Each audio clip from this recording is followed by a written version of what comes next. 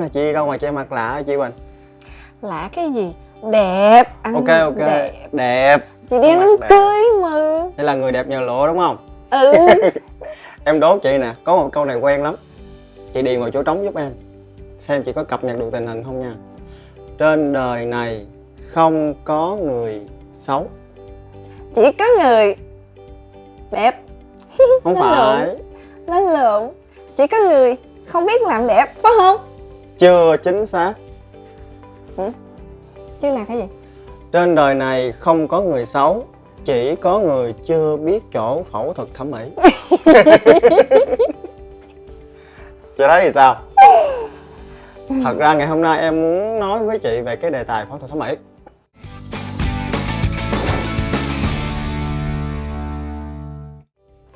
Hả? Không mà thiệt, bây giờ nhiều ha. Quá trời luôn. Rồi sao? Ý là em muốn làm sao? Em tưởng tượng đến một thời điểm nào đó mà bây giờ mình không cần nhờ gọi tên luôn á, mình đánh số trên người đó, tại vì mặt ai cũng giống nhau. Chị có coi phim... Ghê quá. Chị có coi phim Hàn Quốc không? Mà em nhớ là có một cái trường hợp đó là một cái ông đại gia, ông cưới một cái cô gái. Xong vợ rất là đẹp, nhưng mà cuối cùng đẻ ra 5 đứa con. Nhớ rồi, Nhớ khúc đó không? Nhưng cái đó không phải Hàn Quốc, cái đó Trung Quốc. Ồ vậy hả? Chị nhớ rồi, cái câu chuyện đó khá là nổi tiếng. Tức là ông đó, ông lấy vợ thì hai vợ chồng cũng rất là hạnh phúc cho đến khi sinh ra con thì con không có giống ai hết. Không giống ai hết. Thì mới phát hiện ra là cô vợ trước đó cũng đã từng phẫu thuật thẩm mỹ. Đúng rồi, phẫu thuật thẩm mỹ và cổ giải phẫu hình như là toàn bộ gương mặt thì phải, cho nên là con sinh ra không hề giống mà bị chê là xấu. Vậy có nên phẫu thuật thẩm mỹ không ta? Cái khúc này em cũng lăn tăn. Chị thấy cái mặt em nó không có đều nè, cái mặt em không đều nè đúng không? Em định chỉnh sửa chỗ nào hả Cường?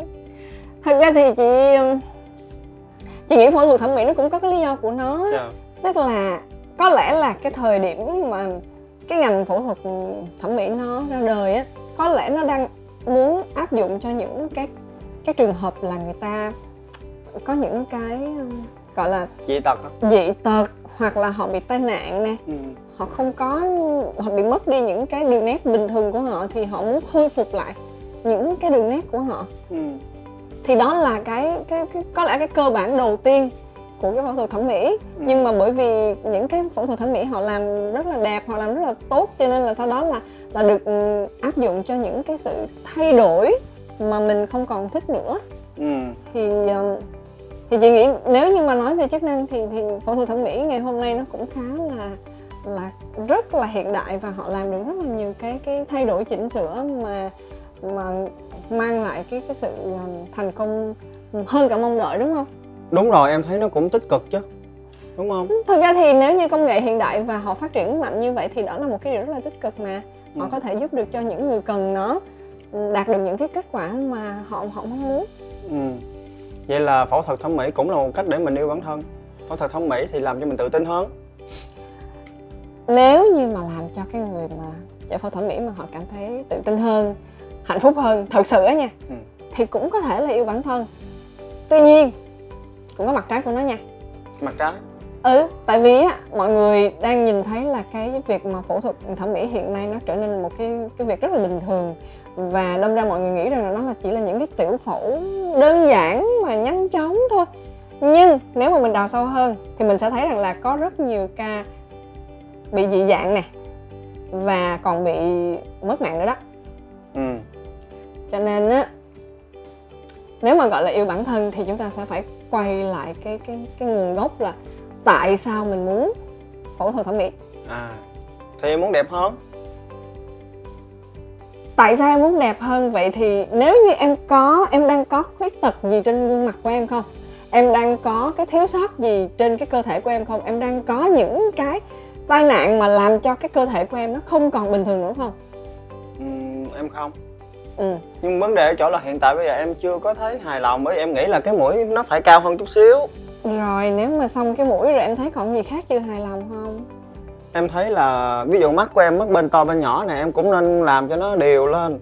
Đó, kiểu vậy. Rồi ngoài cái mắt đó em còn thấy cái gì khác chưa hài lòng không? Em nên sửa cái nốt này xíu. Em nói đùa thôi chứ thật ra là kiểu như là nếu mà em, cái việc ở chỗ là nếu em làm em thấy em đẹp hơn á, đẹp hơn, em sẽ tự tin hơn. Nhưng em đang so cái đẹp hơn đó với cái tiêu chuẩn nào? Tại vì có nhiều người nói là em không đẹp hay sao? Phải vậy không? Hay là tại vì bản thân em thấy là mình xấu vì một lý do nào đó không? Hay là ý là chị hỏi là cái nguồn gốc để mà phát sinh ra cái đoạn là em muốn đi thay đổi nó là cái gì? Thì em nghĩ rằng là nếu mà lỗ mũi em cao hơn thì em sẽ đẹp hơn. Với cái chuẩn hiện tại bây giờ người ta hay nói là mũi S-line này nọ rồi đó chị. Tức là em đang dựa theo cái chuẩn người ta đang nói đúng không? Rồi nếu như mà người ta không nói đến cái chuẩn đó thì em có nghĩ đến cái chuyện lỗ mũi của em chưa được vậy không? Em có so sánh với những người không có cái mũi cao giống em không? Không. Đúng á. Em có so sánh với những cái người ta không có được cái khuôn mặt như em không? Không, mặt em cũng đâu đẹp lắm đâu. Chị thấy đối với chị, em từ đầu đến chân không cần phải thay đổi gì cả. Thật ra sẽ có những cái người có những cái công việc ha. Ví dụ như chị nghĩ trong giới giải trí nè, thì họ sẽ bị những cái áp lực đó cũng khá là lớn nè. Ví dụ như họ cần phải có một cái bề ngoài nhất định nào đó để họ có thể thành công trong công việc của họ. Thì hồi nãy mình nói cái phim Hàn đúng không? Thì thật ra bên Hàn Quốc họ sửa cũng rất là nhiều. Mà chính vì vậy em biểu đi đánh số là tại vì nó giống nhau quá. Tức là cái công thức đi vô là cứ đưa vô là lên cái mũi S đó, vô là cái mặt V-line đó, vô là cặp mắt 2 mí đó. Thì tức là nếu như cái khuôn của họ hơi giống nhau thì tới hồi sửa xong đi ra chắc là họ sẽ giống nhau. Và nhìn nó giống như cùng một nhà máy đi ra.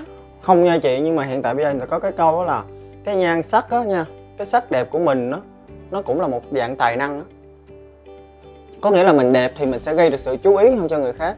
Và nhờ cái sắc đẹp đó mà mình cũng thể có kiếm tiền được. Thì như chị nói nè, cái phần mà cái giới giải trí thì họ sẽ luôn luôn chú trọng vào cái bên ngoài của họ rất là nhiều ha.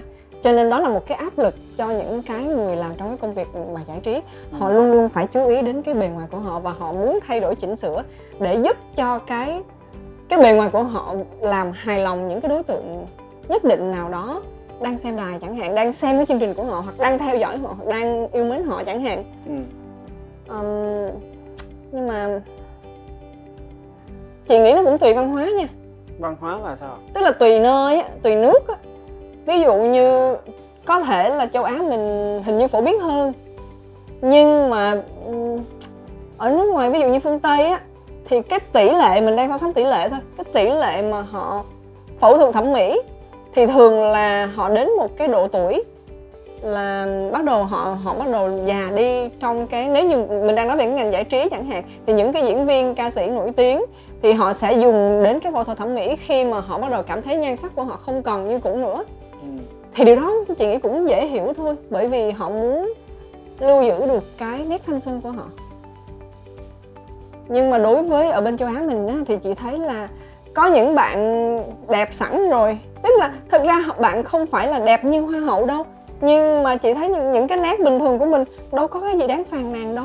Giống như em chẳng hạn, cho nói ví dụ vậy đi. Nhưng mà bạn muốn trở thành một cái bề ngoài mà được cái sự chú ý nhiều hơn của công chúng chẳng hạn, dựa trên một cái vẻ đẹp nhất định nào đó mà công chúng họ đang thích, thì bạn đi thay đổi. Chứ không có nghĩa là bạn bị một cái khuyết tật gì đó mà cần phải thay đổi. Thì có thể nói vì bạn áp lực bởi công việc mà bạn làm, cái việc đó thì có thể hiểu được cho bạn. Nhưng đó là cái mà chị nghĩ bạn không yêu bản thân. Còn bạn cũng không có tự tin về cái bề ngoài của mình nữa. Và nói về cái bề ngoài thì chị muốn nhớ lại một lần nữa, đó là cái đẹp á, nó mang tính rất là chủ quan. Mà cái đẹp bên ngoài, có bao giờ em gặp một cái người á mà đẹp, thật đẹp, nhưng mà em mới vừa thấy đẹp xong cái mới vừa ngồi xuống nói chuyện có 2 câu lại muốn bỏ đi không? Cũng có. Giống như em hay nói cái từ nó hơi chợ là vô duyên. Thì như vậy đó là mình thấy rõ ràng là có phải cái vẻ bên ngoài của mình nó quyết định tất cả không? Nhưng mà ví dụ giữa hai người mình chưa biết họ có duyên hay không có duyên, thì đương nhiên chắc em muốn nói chuyện với người đẹp trước á. Thì đúng, nhưng mà nó có tồn tại được không? Nó có tồn tại được bao lâu? Cũng như cái sắc đẹp cũng vậy. Vẻ đẹp của con người, cái sắc đẹp của con người, cái tuổi trẻ của con người của mình, nó đều có những cái khoảng thời gian nhất định. Kể cả bây giờ mình thay đổi chỉnh sửa thì mình vẫn phải đi theo cái quy trình già đi của con người của mình thôi. Năm tháng nó vẫn là những cái điều tác động lên cái sự già nua của mình. Thì mình sửa đến chừng nào? Tại vì cái phẫu thuật thẩm mỹ dù cho nó có hiện đại, nó có cao cấp, kỹ thuật nó có hay đến cỡ nào đi chăng nữa, thì nó cũng chỉ sửa cho mình đến một giai đoạn nào đó thôi. Chứ nó sẽ không làm cho một cái người 70 tuổi trở thành 30 tuổi được. 20 tuổi, 70 quay lại cái giai đoạn trước đó cũng không làm được. Tức là nó vẫn có những cái giới hạn nhất định của nó. Vậy thì nếu mình đi theo nó, sẽ có những người bị nghiện phẫu thuật thẩm mỹ. Em định nói khúc này luôn. Giống như chị hỏi em lúc nãy á, bây giờ sửa cái này xong rồi thấy cái này không đẹp, sửa tiếp cái này, rồi thấy cái kia không đẹp, sửa tiếp cái kia, rồi từ từ kiếm tất cả những cái gì mà trên cơ thể mình mà mình nghĩ là khiếm khuyết hoặc là chưa đẹp để mình đi mình sửa, thì nó trở thành là nghiện phẫu thuật thẩm mỹ. Kiểu như giống như người ta hay nói là bằng gì cũng không quan trọng là bằng lòng. Nhưng mà vấn đề ở chỗ là người ta vẫn chưa muốn bằng lòng nữa hiện Vậy tại. thì cái bằng lòng nó từ đâu ra, từ trong ra hay từ ngoài vô? Em nghĩ là Tức là cái sự không bằng lòng đó là mình không bằng lòng từ trong cái đầu của mình đi ra, chứ không phải là từ bên ngoài vô đâu. Bởi vì giống như cái em đang có, đối với quan điểm của chị không cần phải thay đổi. Nhưng em cảm thấy em không bằng lòng thì tức là ở bên trong của em, cái đầu của em đang suy nghĩ của em nó đang không có bằng lòng, thì đó là cái từ bên trong nó đi ra. Nhưng tất nhiên nó bị tác động bởi những cái yếu tố bên ngoài của những cái tiêu chuẩn xã hội mà em đang bị ảnh hưởng. Đúng không? Thì tức là khi mà mình muốn thay đổi cái chuyện đó, thật ra chị nghĩ phẫu thuật thẩm mỹ nó vẫn đáp ứng được những cái nhu cầu đơn giản và cần thiết của mình. Nếu như thật ra một cái người tự tin á, và một cái người yêu bản thân á, họ có thể phẫu thuật thẩm mỹ nha, chứ không có nghĩa là họ không thay đổi cái bề ngoài của họ. Nhưng cái điều đó có nghĩa là gì? Họ không làm cái chuyện đó vì sức ép của bên ngoài, hoặc vì bất cứ một cái người nào khác bên ngoài chê họ, hoặc là một cái tiêu chuẩn xã hội bên ngoài nói rằng họ không đẹp. Mà họ có thể cảm thấy là cái chỗ này tôi muốn thay đổi bởi vì tôi cảm thấy là tôi cần phải thay đổi nó, vì tôi thật sự muốn như vậy, chứ không phải vì áp lực của bên ngoài. Và những cái thay đổi đó nó sẽ không trở nên nghiện, bởi vì đối với họ nhiều khi đó chỉ đơn giản là một cái điều rất là nhỏ họ cần thay đổi thôi, chẳng hạn. Hoặc là ví dụ như chị nói ví dụ những cái đơn giản nha, là cái em bị tai nạn hoặc em bị cái gì mà em bị cái thẹo nó lồi lên thành giống như một cái vết rất to như vậy, thì em đi thay đổi cái đó là chuyện bình thường. Em răng không đẹp, bị ngã gãy răng hoặc bị mẻ răng hoặc bị mình làm lại răng, đó cũng là một phần không phải là phẫu thuật thẩm mỹ, nhưng nó cũng gần với cái chuyện mà phải thay đổi bề ngoài của mình. Thì mình làm chuyện đó là bình thường thôi, bởi vì nó đáp ứng cho cả cái chức năng của cái cơ thể của mình, cái việc ăn uống hàng ngày của mình nữa. Nó răng mình nó đầy đủ, nó đẹp đẽ thì mình ăn uống nó ngon miệng hơn đó. Thì giống như quay lại cái câu chuyện là hiện tại em không bằng lòng với cái mũi này, em muốn nó đẹp hơn thì em vẫn phải làm. Nhưng cái câu hỏi của chị lúc nãy đó là bởi vì em đang bị tác động bởi bên ngoài, chứ không phải là tự trong bản thân của em. Mà từ nhỏ đến lớn, nếu như đó là niềm mơ ước từ nhỏ đến lớn là em muốn thay đổi.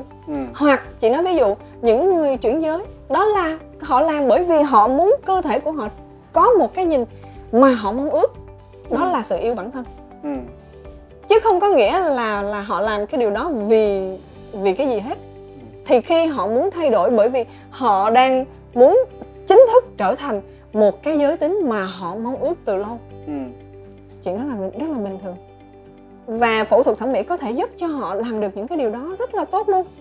Đó là lợi ích rất là rõ ràng. Tuy nhiên là như chị nói lúc nãy, thấy đâu có cần phải thay đổi gì đâu, đẹp đẽ rồi mà bây giờ em thay đổi, và khi đó em vì người ta chê em cái này, vì em chê cái nọ, thì đó là em đang sống vì cái bên ngoài, thước đo xã hội, chứ không phải sống vì bản thân của mình. Mà nếu như em sống vì thước đo của xã hội thì em không có yêu bản thân đó. Vậy thì ở cái giai đoạn này, ở độ tuổi này, em vẫn muốn bản thân của mình tốt hơn bằng cách là em đi phẫu thuật thẩm mỹ. Nhưng mà nếu một thời điểm nào đó mình rơi vào cái trạng thái là mình nghiện á, có nghĩa về cái quy chuẩn xã hội mình nó thay đổi. Ví dụ về ngày hôm nay mũi S-line là chuẩn, nhưng mà vào thời điểm nào đó biết rồi ở trong tương lai cái mũi tẹt nó phải là chuẩn quy chuẩn xã hội, thì giờ không lẽ mình tháo cái sụn ra, phải không? Thì chị nói rồi, cái đẹp nó mang tính chủ quan thôi. Nhưng mà như cái mình đang nói ở đây đó là khi mà em cảm thấy tự tin rồi, và đó chính là cái em xây dựng được ở bên trong của mình có cái sự tự tin, mình có cái thần thái riêng của mình, thì mình sẽ không cần phải quá lo lắng về cái bề ngoài. Bởi vì thật sự mà nói nha, cái bề ngoài của em á, nó quan trọng với em hơn so với người khác. Bởi vì sẽ có những cái mà em thấy mà người khác, người ngoài họ không thấy. Bởi vì em đang chăm vô cái đoạn đó, em đang tập trung hết tất cả mọi thứ vô cái đoạn đó, thì đó là cái lúc mà em nghĩ rằng là mình xấu. Trong khi cái người kia người ta còn chưa phát hiện ra cái chuyện đó. Nói về cái phần này á, thì chị nghĩ là cái mục tiêu mà chúng ta muốn đạt được để mà trở nên đẹp hơn á, cũng là một cái phần để chúng ta đi đến cái đoạn là chúng ta mưu cầu hạnh phúc. Mưu cầu hạnh phúc, đúng không? Tức là em muốn đẹp hơn để em được hạnh phúc hơn. Tức là hạnh phúc hơn nó sẽ là cái đích đến, đúng không? Thì chị muốn đặt ngược lại câu hỏi là nếu như để được hạnh phúc mà không nhất thiết phải đẹp, thì mình có nên suy nghĩ về cái đoạn là mình cần phải phẫu thuật thẩm mỹ không cần thiết hay không? Chị có một cái câu chuyện để mà cho em tham khảo. Đó là một cái bạn người khuyết tật tên là Nguyễn Thị Vân. Thì câu chuyện của bạn cũng khá là nổi tiếng, có lẽ là em cũng biết. Thì bạn và cái người chồng hiện tại của bạn gặp nhau tình cờ qua Facebook, mà bạn là người khuyết tật.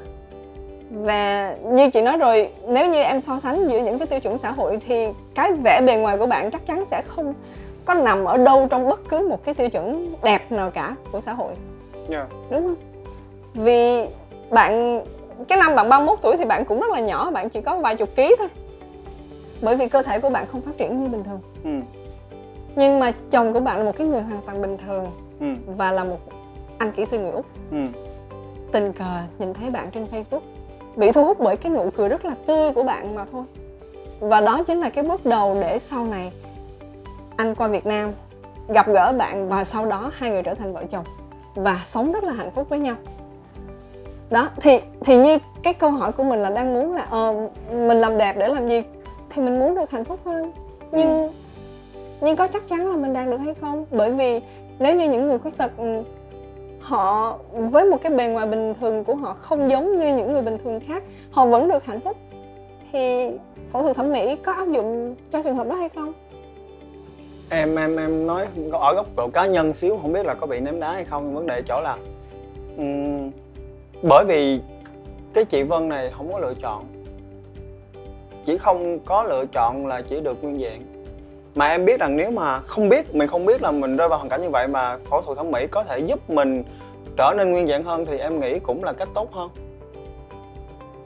Rồi, nói cái đó thì chị lại có thêm một cái ví dụ khác nữa. Có một cái bạn bữa nay chắc khoảng mười mấy tuổi thôi, khoảng 18, 16, 17, ở bên nước ngoài ha. Tên của bạn là Victoria Bueno. Bạn sinh ra là một cô gái rất là xinh đẹp, chỉ không có đôi tay thôi. Và bạn vẫn đang sống rất là hạnh phúc một mình, tức là vì bạn còn trẻ mà, và bạn đang tận hưởng cuộc sống của bạn, và bạn là một vũ công ballet. Và bạn làm sao bây giờ, tức là bây giờ phẫu thuật gì để mà có thể thay đổi, nhưng mà điều đó không có nghĩa là bạn không đẹp. Và những cái đẹp mà chị đang nói ở đây, nó chính là những cái đẹp từ bên trong ra, từ cái sự mạnh mẽ. Đối với các bạn Vân lúc nãy, bạn không có cái bề ngoài được giống như những cái người bình thường, phụ nữ bình thường khác, nhưng bạn rất là hài hước, bạn rất là thông minh. Và đó chính là cái lý do làm cho cái anh chồng cưới bạn, chứ không phải vì cái bề ngoài của bạn. Bởi vì sao? Tất cả những cái điều đó là những cái điều nó tồn tại lâu bền. Còn cái vẻ bề ngoài của mình, dù cho mình cố gắng hết sức đi chăng nữa, thì nó vẫn có một cái thời gian hữu hạn mà thôi. Vậy thì nếu như trong cuộc sống của mình mà mình chỉ đeo đuổi cái việc là giải phẫu thẩm mỹ chỉ để được đẹp hơn thôi, bề ngoài của mình được đẹp hơn thôi, thì liệu nó có đã đủ để giúp cho mình hạnh phúc hay không? Và nếu mình đang mưu cầu hạnh phúc thì nó có rất nhiều yếu tố để tạo nên hạnh phúc của một cuộc sống con người, chứ không đơn giản chỉ là một cái bề ngoài. Và tất nhiên những ai sinh ra may mắn đã có được cái vẻ bề ngoài trọn vẹn đầy đủ thì chị nghĩ điều đó là cái điều mình nên trân trọng và mình nên biết ơn. Còn tất nhiên nếu như mình cần thay đổi chỉnh sửa mà đó là những cái điều cần thiết, đó là những cái nhu cầu mà mình không thể bỏ qua vì một lý do chính đáng, chị rất tôn trọng những điều đó. Nhưng nếu như mình cũng đã nói rồi, mình đang đi theo một con đường dẫn đến cái đoạn là nghiện thẩm mỹ, phẫu thuật thẩm mỹ chỉ đơn giản vì những cái mà mình đang không bằng lòng, vì những cái tác động bên ngoài xã hội, thì chị nghĩ cái đó rất khó để mà giúp cho mình đạt được đến cái hạnh phúc của mình. Nhưng mà ở cái giai đoạn này và cái chương trình của mình là Green Love 101 yêu bản thân, thế thì trả lời câu hỏi mình phẫu thuật thẩm mỹ cũng là một cách yêu bản thân, bởi vì em nghĩ rằng nếu em làm chuyện đó em sẽ tự tin hơn ở thời điểm hiện tại. Thì em hoàn toàn có cái quyền tự quyết định, tự chọn cho mình, và phải hiểu được rằng là mình làm cái đó vì ai, vì sức ép, vì tiêu chuẩn xã hội, hay vì thật ra đó là một cái nhu cầu mà mình rất là mong ước được làm từ rất lâu rồi, chỉ đơn giản là mình muốn cái điều đó. Vậy trước khi làm chắc là mình cũng phải suy nghĩ kỹ bằng cách là trả lời những câu hỏi tại sao phải làm như vậy. Chị nghĩ là điều đó cần thiết. Bởi mà vì như chị nói rồi, phẫu thuật thẩm mỹ quá thì cũng em mắc phẫu thuật, như chị cũng nói rồi, mình cũng nên cân nhắc đến cái phần là những cái rủi ro nè. Tại vì nhiều khi mình đang muốn nó ra như vậy đó, mà tới hồi nó không ra như vậy thì cũng hơi mệt. Chị cũng từng có bạn bè đi làm thử, rồi cái mũi đó đẩy vô xong rồi nó không thẳng, rồi đẩy ra, xong rồi đẩy vô nó cũng không thẳng, rồi lại lấy ra. Chị không biết mấy lần luôn đó, mà vẫn không hài lòng đó. Cho nên mình cũng nên nghiên cứu thật kỹ nha mọi người. Mặc dù mình nói là phẫu thuật thẩm mỹ ABCD, mình cũng không khuyến khích hoặc là mình cũng không có phản bác, nhưng ý em đang muốn nói là nếu như mình đang có cái việc nhu cầu đó làm cho mình hạnh phúc hơn thì mình cũng cần phải chuẩn bị cho mình những cái kiến thức nhất định về phẫu thuật thẩm mỹ, nào là cơ sở nào. Đúng rồi, mọi người phải nghiên cứu thật kỹ đó, phương pháp nào nữa. Đúng, với lại mình cũng phải coi những cái mà họ đã làm trước đây có thực sự là cái mà mình tin tưởng được hay không. Phải nghiên cứu rất kỹ. Chị cũng thấy có những bạn làm cũng khá là đẹp nè, vì họ cũng đã nghiên cứu nhiều nơi và họ thay đổi được theo cái hình dáng mà họ mong muốn. Thì tất cả những cái quyết định của mình nên làm sao để cho sau này mình không phải cảm thấy hối tiếc. Giống như bây giờ em hồi nãy cũng em nói là đó, bây giờ cái kiểu thời trang bây giờ nó đang là V-line, nhưng mai mốt nó không còn V-line nữa thì mình làm sao, mình đã gọt nó nhỏ rồi, làm sao kéo ra cho nó to đây. Nói chung thời đổi giờ thì em thấy là tốt gỗ hơn tốt nước sơn, thì thôi thì bây giờ nếu mà đã tốt gỗ rồi thì tốt nước sơn nữa thì cũng tốt. Không, chị nghĩ điều đó là cái mà mọi người đều mong muốn thôi. Thật ra cái đẹp nó luôn luôn là cái mọi người theo đuổi từ xưa đến giờ, nhưng mà đẹp như thế nào là cái mà mình định nghĩa nó là đẹp đối với mình á, nó cũng tùy theo từng người nữa. Cho nên là miễn là mình đừng có mù quáng đi theo một cái xu hướng, một cái trào lưu mà mình làm theo cái chuyện đó, và hoặc là những cái sức ép từ bên ngoài xã hội làm cho mình phải thay đổi con người của mình. Bởi vì bạn chỉ có một mình bạn nhìn giống như vậy mà thôi. Không có ai giống hệt như mình đâu. Cho nên bản thân mình nó đã là một cái phiên bản duy nhất rồi. Mà bây giờ mình đi copy giống người khác thì mình đã đánh mất đi cái phiên bản duy nhất của mình rồi. Thì cái lý do để làm chuyện đó nó có xứng đáng hay không thì hãy cân nhắc. Vậy có nghĩa là có thể ngay lúc đầu mình nghĩ rằng là mình yêu bản thân, nhưng mà thực chất để yêu bản thân thì lại sai cách. đúng không? thì cũng phải trải nghiệm thôi đó. Dạ. Vậy tóm lại là bây giờ việc phẫu thuật thẩm mỹ sửa mũi của em nên suy nghĩ kỹ lại một lần nữa. Nghĩ kỹ đi em. Dạ. Chị là chị thấy em không cần thay đổi gì hết rồi đó Cường. Còn mấy bạn mà đang theo dõi cái kênh của mình thì chắc là thông qua cái số này hôm nay thì cũng sẽ có những cái kiến thức nhất định, cũng có những cái coi như những cái lời khuyên, đúng không? Mọi người thấy làm sao? Mọi người cảm thấy đồng ý hay không đồng ý cũng có thể gửi về cho Green Love 101 nha. Green Love 101 là chương trình dành cho chủ đề yêu bản thân và phát triển tâm hồn. Xin chào và hẹn gặp lại.